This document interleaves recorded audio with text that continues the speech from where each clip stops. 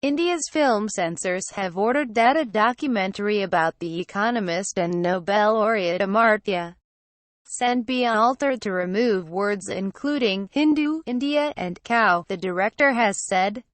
Suman Ghosh said he was told by censor board officials on Monday that his one-hour documentary about Sen, a Harvard professor and essayist, could be released only if certain words were bleeped out.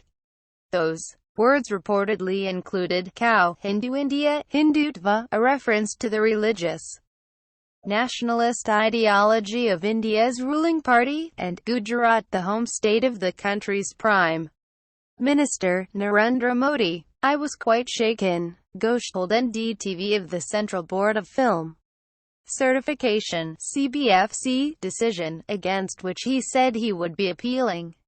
I was shocked, but I thought, I have to argue. Sen has declined to comment extensively, saying only, if the government has any reservations, there can be dialogue. In the documentary, named after his book of essays The Argumentative Indian, Sen criticizes what he sees as the restricted vision of India espoused by Modi's right-wing nationalist party. The manifesto of the ruling Bharatiya Janata Party (BJP) seeks to redefine India's culture and institutions as inherently Hindu in nature, in contrast to the pluralist vision of the country's first leaders.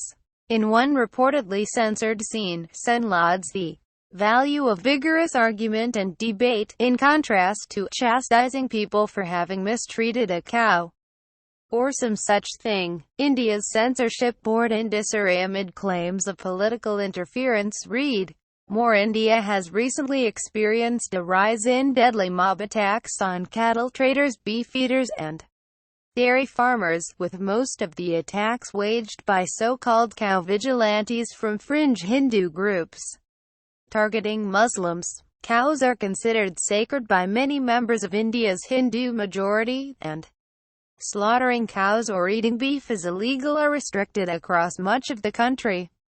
As India's film industry has developed, taking on more challenging themes, clashes with the censors have become more prominent. This week's decision was the latest to draw accusations of political bias, especially since the appointment of a staunch Modi supporter, Palaj Nihalani, as chief censor 2 years ago. The producers of An Insignificant Man, a documentary about the Delhi chief minister and bitter Modi critic Arvind Kejriwal, say they have been ordered by the censors to secure the approval of the Prime Minister's office before their film can be released.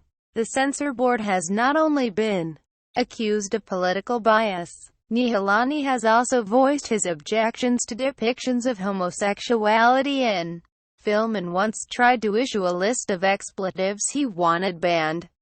In January, the censorship board refused to classify a Hindi film, Lipstick Under My Burqa, arguing that its content was too lady-oriented and contained audio pornography.